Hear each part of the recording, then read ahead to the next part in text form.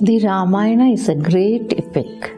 If you look at the Ramayana with a general perspective, you will certainly feel that Lord Rama had to experience many hardships, isn't it? You might consider Rama's life to be a sad history. But if you look at it from a spiritual point of view, you will be able to know many other powerful aspects of it.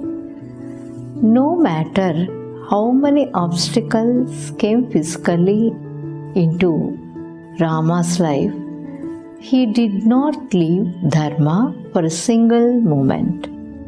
He led his life according to divine law, not his own will. Rama never lost his inner peace, despite his physical difficulties. That's why Rama means happiness. Atma Rama, Ananda Rama is a well-known phrase. Rama signifies inner bliss.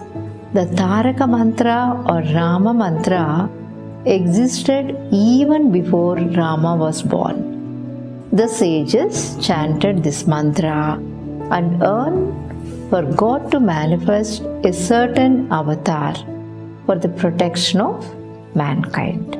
The three letters in the name of Rama are the sounds of very powerful divine energy. They are called as the Bijas. The letter Ra is the seed of fire. The letter A is the seed of the sun. The letter Ma is the seed of the moon. What happens when these three forces combined? You are all familiar with this, isn't it? Mahashakti, or the phenomenal divine force, emerges when sun, moon and fire nodi is combined in the energy body. Similarly, when the sages chanted and meditated on the Rama mantra, Lord Rama was born with Mahashakti in him.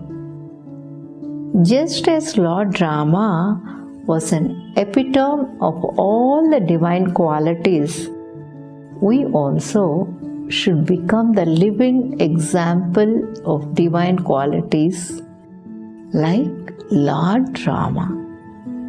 Mangalam, Nitya Shubha Mangalam.